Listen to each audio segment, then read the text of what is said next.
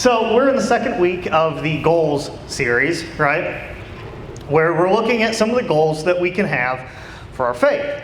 But before we jump into what I'm going to talk about, I want to tell kind of a little story, okay?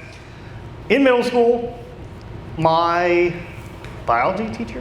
Yeah, my science teacher comes up to me and my brother and he's like, hey, you have the same last name as my best friend from middle school. Are you related to? And he says my dad's name. I'm like, yeah, that's technically our dad. He's like, oh, I'm also the cross country coach. We ran together. You should run cross country. So I was like, okay, I want to get closer to my dad. I will run cross country. That will be something I can relate to him. So I joined the cross country team. Years later, I enjoyed it for my own purposes, and it ended up being a really good part of my high school life. But when I joined the team, it wasn't because like, oh man, I just can't wait to run 10 miles a day. It was because I wanted to get closer to my dad, wanted to get his approval, wanted him to be like, good job, son, you know? Like, I think that's pretty relatable. And I'm sure there's things you guys have done too. It's only natural. Like you do something because you want praise, you want affirmation, you want support. When you gain the acceptance of others, like you get that feeling of pride, and it's nice. So that can come from a lot of different people. Let's talk about like your school. I know a lot of you guys are out for the summer. Some of you go back a little bit sooner than others. You've got that whole balanced schedule thing going on. But if I decided I was gonna come to school with you, or just show up at your school, right? And I can already see some of you like, please don't do that. And we're gonna get to why, right? Why you wouldn't want me to just show up at your school. Like, what kind of things would I need to be into to relate at your guys' schools? Like, what kind of music do your groups of friends listen to? Like, when you're hanging out with your friends, do you guys listen to Taylor Swift? No? Okay, no Taylor Swift. Okay. What about, there's like a rapper who has the #1 hit on the country music charts, right? What's his name? Nas, Little Nas. Do you guys like him? Okay, so Little Nas I can get behind, okay. I know I'm not spelling that, but yeah. I knew there'd be one person be like, hey, you're missing an L. Okay, so who else? Like, who else might I want to listen to just so I can fit in, right? Like, that is the most important thing. Marshmallow. I know that's not spelled like marshmallow, but I have no idea. Okay, I guess it is spelled like marshmallow. Party. Oh, Cardi B, okay. Okay. Did you know that Queen and Elton John are both on the Billboard Top 100 right now? Right, I mean, you play Bohemian Rhapsody and everyone, I think everyone can relate to that. Okay, what about like TV shows or YouTube channels? Like, is PewDiePie still a thing? Do you guys, okay, nobody big fan of PewDiePie. What about, who? Laserbeam.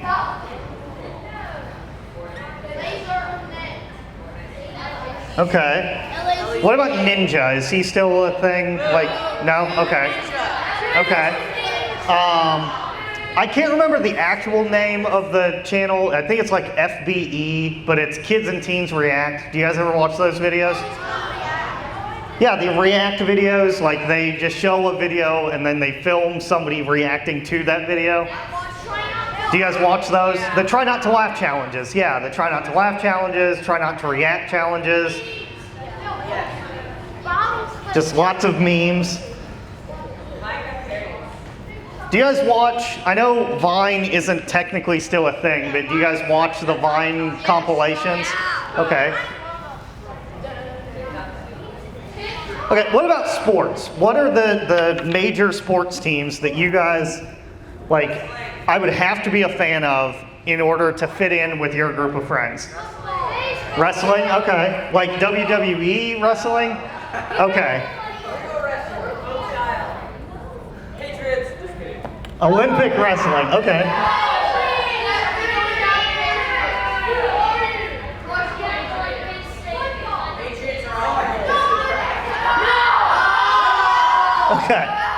Okay. So, but the Colts are cool, right? Okay, we can be friends. Okay, what about, I'm not getting a lot from this side. What do you guys watch or listen to? You know? Okay. Who's like the most popular female artist right now? Because I know it's not Taylor Swift. Okay, I'm going to tell a story about Ariana Grande. I used to be a fan of hers, not so much anymore, just not so much, but we'll put it up there. Okay, so we've got this big list of things. If I showed up at your school when school was back in session, right, and I was wearing my marshmallow hat, because I know that's a thing, with my laser beam sunglasses, had my Patriots jersey on,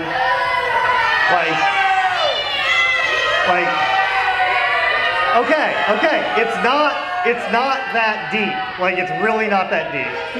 Okay, anyway, but I would fit in, right? Like, I would immediately be accepted by your group of friends. No? Okay. But I would want to be, and that's why I would go to all that trouble to do that. I would want to be accepted. I'll be honest with you, half of the things on this list, I have no idea what they are. Like, not at all. Like, I know these people exist, but I have never, like, seen them or watched them or familiar with their oeuvre. Like, I'm familiar with the Patriots, but I don't watch football. Like, I don't know what a turnover actually is. Who is please explain laser beam to me.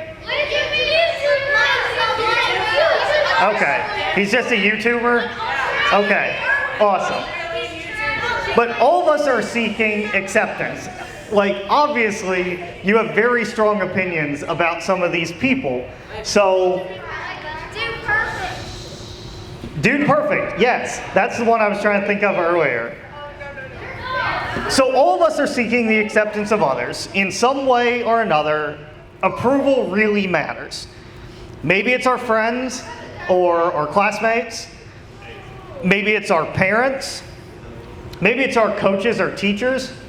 And that one's really, like, I was very much a teacher's pet. I just finished the training at my new job, and I was still a teacher's pet.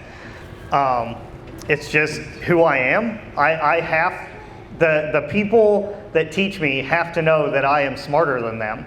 So, yeah, I'm a little arrogant sometimes. It's a problem. I shouldn't be like that, but I want them to approve of me. I want them to know that I'm smart and tell me that. Or, and this is a big one, maybe it's God.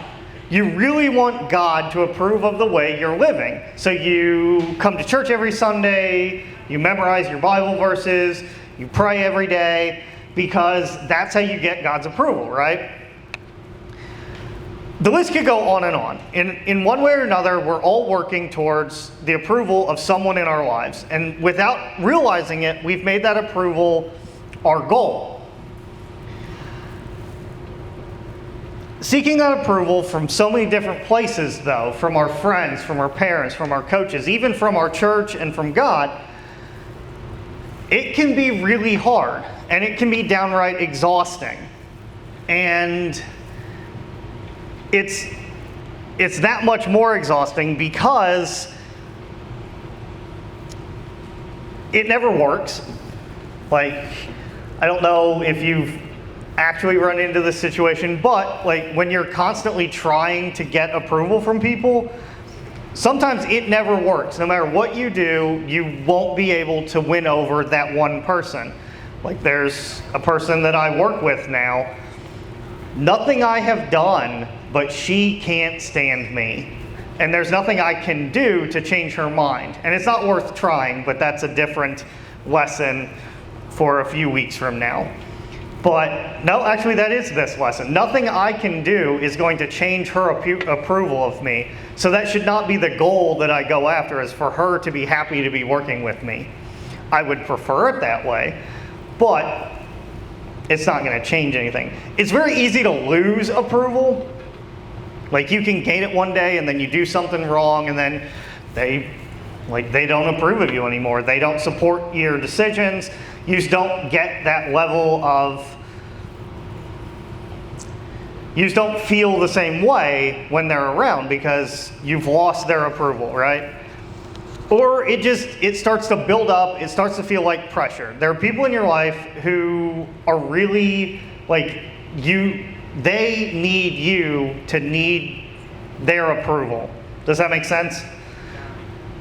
Like they need you to depend on them for the emotional support that you need. There's actually a Stephen King book about it. Munchausen's by Proxy. That's not the name of the book, but basically they need to be needed. And that can just build up over time, and it's an undeniable pressure. And it's hard, sometimes it's just hard to know when you have it. It's hard because you don't get the feedback. You don't know, does this person actually approve of what I'm doing?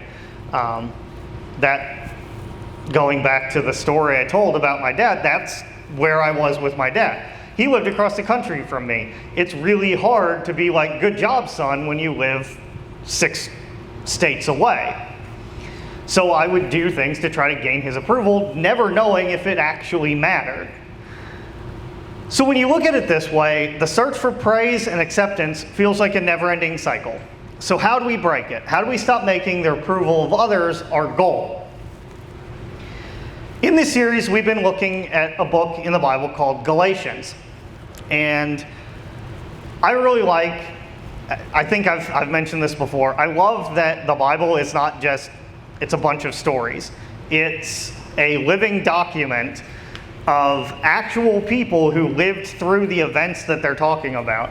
And the book of Galatians is cool because it's not actually a book, it's a letter. It's a letter written by this guy named Paul to the church of Galatia. And Paul actually founded this church. It was a church very much like this one, much smaller, maybe 200, 300 people.